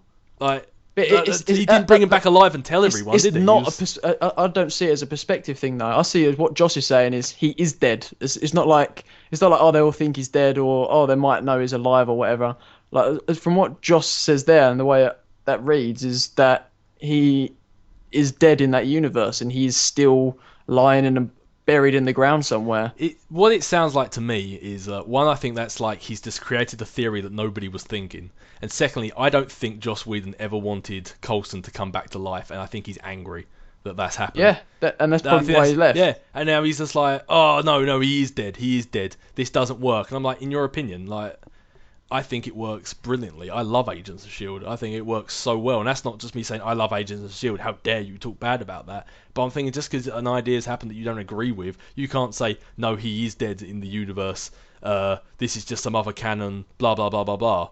Because it's like... Which is why Whedon's getting the hate. Yeah, I guess so. It seems like someone said no and he's thrown his toys out the pram a little bit. Yeah. And that's not me saying anything bad against Whedon, because I love everything he's done. Yeah, but and I think Marvel should as well. We made him $1 billion, and he's going to make him another $1 billion. Yeah. And as you said, there's probably a lot of other stuff that's happened to get to the point where he's finally snapped and actually said something. So it's just this one thing that's happened, and he's gone brrr about it. There's probably been so much bubbling beneath the surface, and this is just the first thing he's actually spoke out about. But I don't know. I just don't agree. Anyway. Let's kind of move on a bit, kind of in the same realm. So, back to the whole Marvel canon thing. Now, obviously, Spider-Man's there, and we was talking last week about that shortlist. It's now sort of come out that Isa Butterfield, is spelt like ASA, so it's just weird, but it's Isa.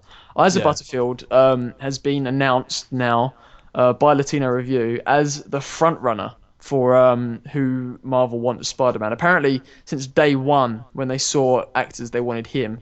For those who don't know, he was the main character in Hugo, Martin Scorsese's film, and he played Ender in Ender's Game, which was made by Gavin Hood, who made X-Men Origins Wolverine. I just thought I'd loop that there, just because my mind does things like that sometimes. So it's not my top choice of the five. How do you feel about Isa Butterfield? I do not know. This is one of... I'm looking at this picture right now, which this is going to be the same picture that I'm putting on the screen. And obviously everyone else links all this sort of stuff. But the one I'm looking at right now is a picture from Ender's Game, and they've just literally photoshopped Spider-Man in behind him. And I'm looking at him, and I'm thinking, other than the fact he looks really, really young. Like, I know they wanted him to be young, but he looks younger than the age they're trying to peg him as. Like, he looks like he's 12, 13 in this. He is 18 years old. Really? Isa Butterfield, yep. Wow. But again, I suppose in Ender's Game was years ago. That was like... it came out 2013. It was shot a while before that. He might have been only 15 when they shot that. Yeah, and I'm thinking they were trying to make it... I haven't seen Ender's Game, but they were supposed to be children in that, weren't they? They were supposed... Yeah, well, Ender's Game, they did something weird. I'm a huge fan of that book, but that film... Ender was supposed to start off as like 6 years old and end at like 11, but end at like 13. But in the whole film, he was like 11 or something like that. It was strange. So that makes sense why the picture I'm looking at right now, he looks very, very young, because even though he might have been older, they tried to make him look 11. So that makes sense. But I don't know. I can see it. But this is one of those things where I had to sit back and I let Marvel do their thing. I'm actually going to send you a picture right now of a recent photo of Isa Butterfield for you to put in the video. Okay. I'll put it in. I'll either put it on top or I'll Photoshop it next to it. But there's no point in me saying that because you guys are seeing it right now. Yeah. So this is this is a picture that because I wasn't crazy about it when I first saw it, but when I saw this picture, I was like, okay, that dude actually kind of looks like Peter Parker. Yeah. And, But this is one of these... I hope you'll agree because obviously it's Dave. Wow, and yeah. and yeah, Yeah, I thoroughly agree. Yeah, that's actually very good. that looks like Peter I'm Parker. very doesn't okay. it? Now I'm happy with this. Okay, now I'm actually happy with this. You guys got to choosing. hear that quick turnaround. Yeah. That is a photo, I believe, from 2015. That's cool. I like that. I'm very happy with that casting. If that's the case. Wow, that- that's 'cause the that- quickest no. turnaround ever. But he does. Like, I mean, like, you guys have seen the photo right now. I've just put it up. That's a young Peter Parker. That is brilliant. That is. If I'm looking at Peter Parker as a teenager, that's perfect. He's not. And obviously, this is going to sound weird, like me talking about another man, but he's not insanely good looking. But he's not hideous like either. He looks I like believe, a normal boy. I believe he'd be bullied in school, but like Andrew Garfield, I thought he was the coolest dude in New York. Yeah, that guy was badass. It's like, Spider-Man, really? But yeah, like that guy, I can see him being bullied in school. I'm not saying I'd bully him, but you know, Yeah. you get what I'm saying. He looks like a good-looking Joe Bloggs. Yeah, Like, he doesn't look like, oh my god, like it's Brad Pitt or whatever. But he's not also Rocky Dennis, you know? He looks like a good-looking normal person. And that's why I think he's going to fit the role. So I'm really happy with that. I think that looks very good. And I think, as well, like, being around the other Avengers as well, like, I'm curious how that's going to play out. And I think now actually putting a face to it, even though it's not confirmed, putting a face to it is just... and cool. I like speaking of that, also Yes. this week, talking about Rumorville. Rumor Town, or whatever, rumor. Yeah. Elmer Mbe again of Latino Review dropped what potentially the title of the film will be, and I told you the second this was announced because he live streamed it and I watched it, and then I didn't watch the rest of the live stream so I could quickly text Dave. But apparently, Which I appreciate. Yeah, which apparently is going to be called, and I love to preface it, Spider-Man: The New Avenger. And I love that. I love love that that. for several reasons. Please tell me all of them. I will, in great detail. No, it's like, I like it, because other than the fact that there was also rumours that it was going to be called Spectacular Spider-Man, which again, I would have been alright with, because the original trilogy was Spider-Man, so obviously they had to make the new one The Amazing Spider-Man, so I understand. But if they put like a little like ellipsis and then a title after every Spider-Man, then I think they could just keep it as Spider-Man. But I Much like... the same as Captain America: The First Avenger, Captain America: Winter Soldier, that sort of thing. Yep. Yeah, and the same with the Thors and all that sort of Yeah. stuff. It's brilliant. I like that so much better than 1, 2, 3. I always have done. Like, it's a Captain America film or it's a Spider-Man film, and this is the title of that film, not 2, 3, 4. The numbering system I always thought was just a bit lazy. But yeah, I like it for several reasons. One, it's doing what Captain America: The First Avenger did. Anyone who's like, who is this guy? They're like, he's the first Avenger. He's going to kick off the Avengers, and that's what I love here. It's like Phase 2. Okay, or I suppose Phase 3. It'll be like Phase 3, Spider-Man, the new Avenger. Is he, like, though, he's speculate going to with me be- here, is he the new Avenger, as in the new member of the Avengers, or is he the first of the new Avengers? I think the new Avenger, but joining just as the new Avengers take over. Yeah, because Well, we're not take over, getting but are Luke forming. Cage as well.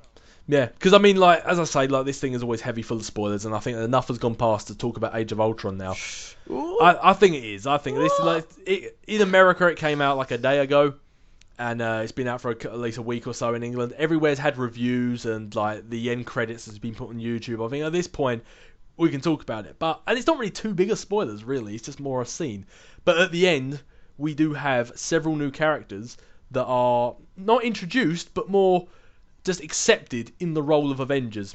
My And official least favourite scene of the whole film. Yeah, I do kind of agree with that bit a little bit. But it's kind of, and the way they look is awesome, and you can see them being Avengers, and the title even says New Avengers when you're first cut to the scene where they are.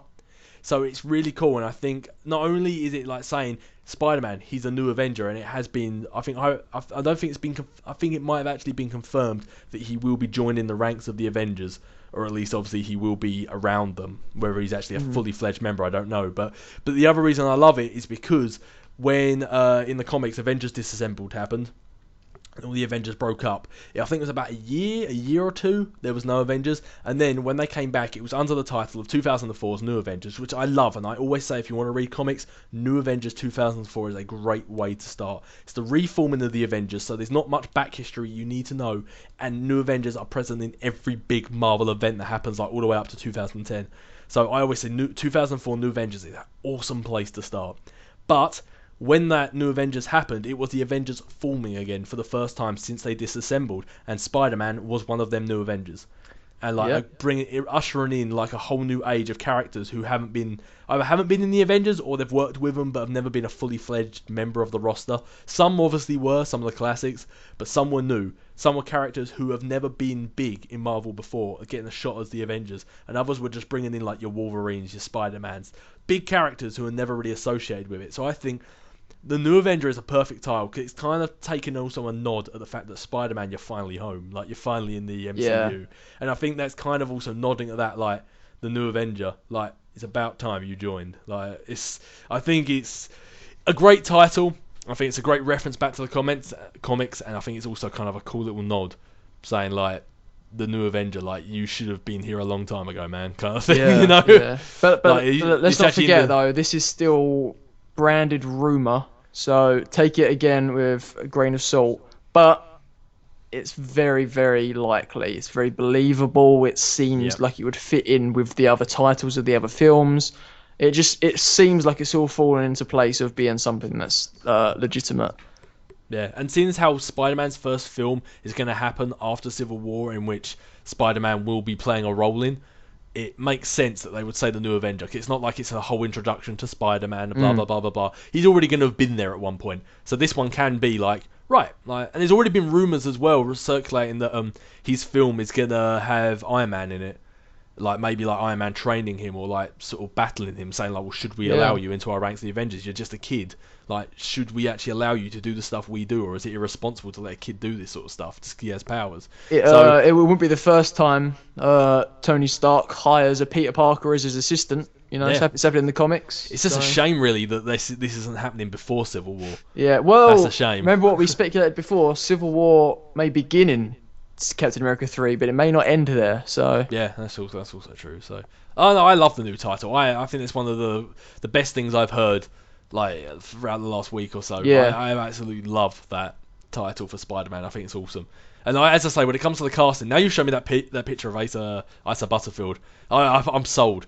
I'm sold. He is my pick now for you Spider-Man. went from so skeptical to so sold in like a matter of. It was just like, yep, that's it. That's Peter Parker. I'm done. I'm gonna say I'm fickle. If we've learned that from all these costume reveals, I'm very fickle. Like, if it looks good, I'm sold. I'm very cynical as always. yeah, exactly. Two sides of the same coin. I think we are. Yeah. Really.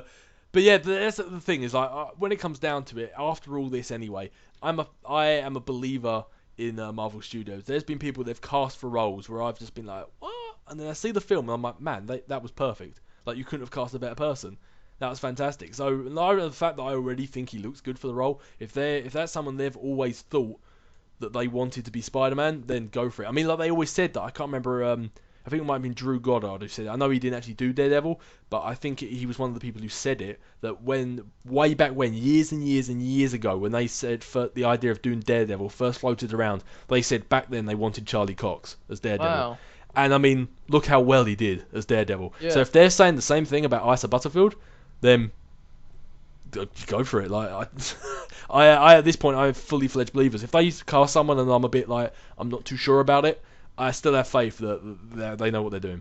But remember, this is still just like short lists and all things like that. So they could still end up casting, I don't know, a 50-year-old black But woman. Bacharach. Oh. Can you imagine that if a Laverne from Scrubs was the new Spider-Man?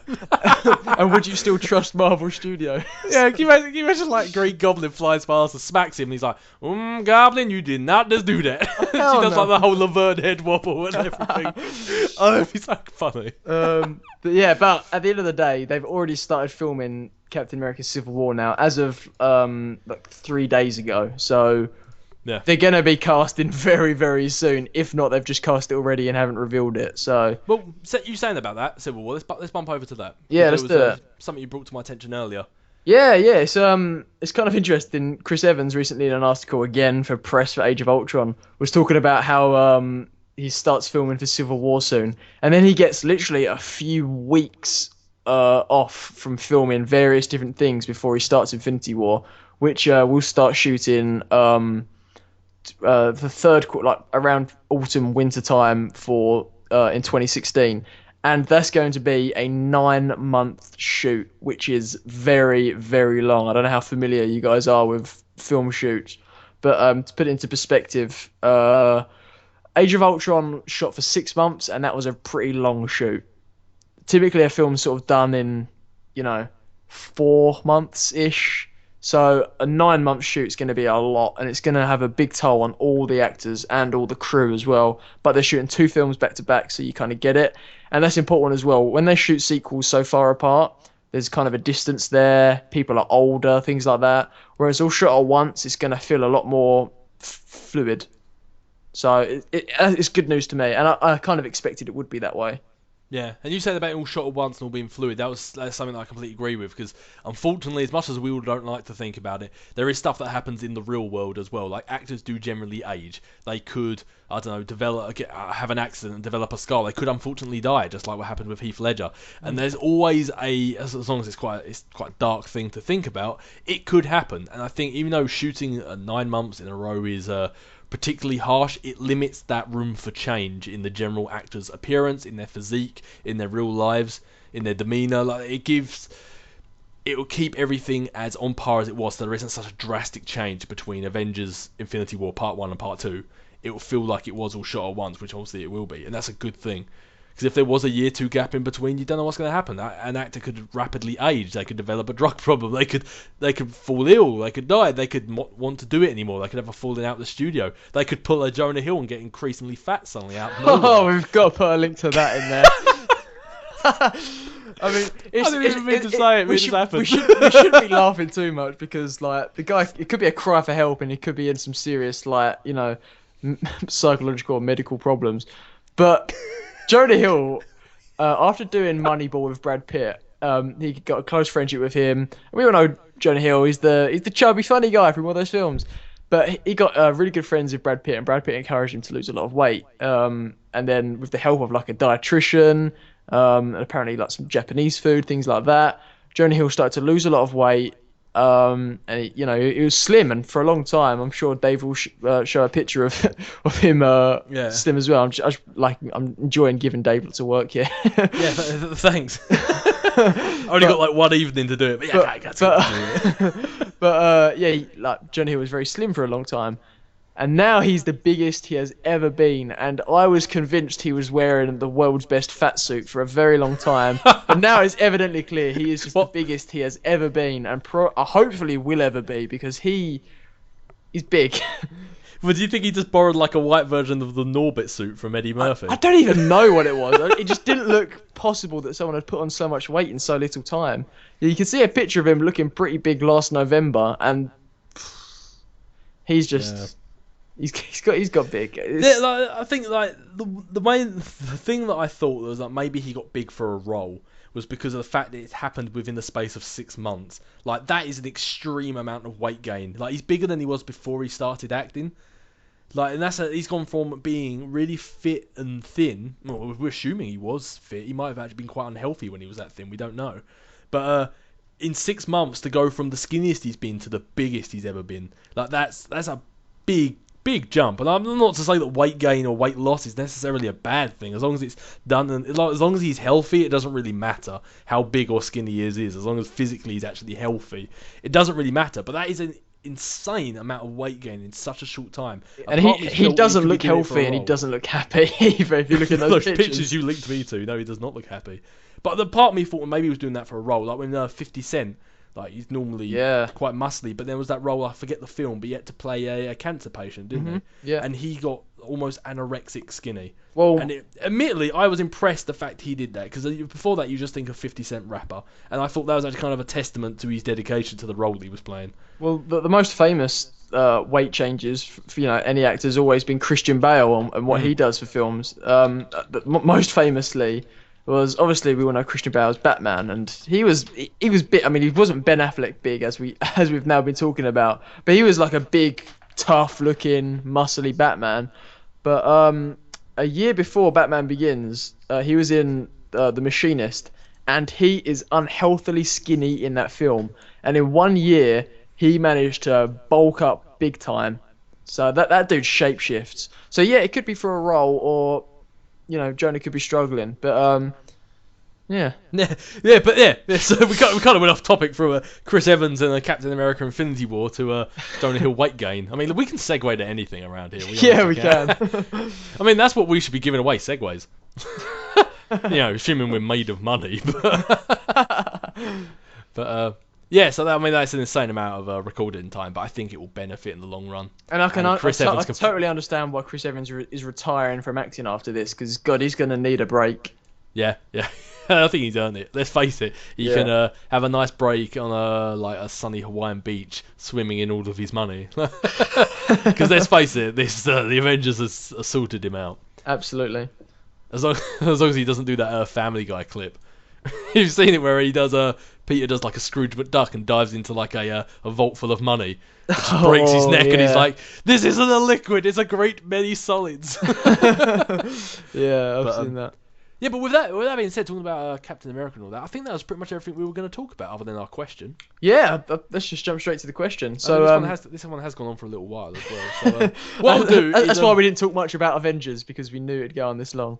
Yeah. Oh, yeah. That's a good point. Yeah, but I said, man, I really do want to talk about Avengers. We'll talk about it next week, and it's been out a bit longer then as well. I feel a bit more comfortable then.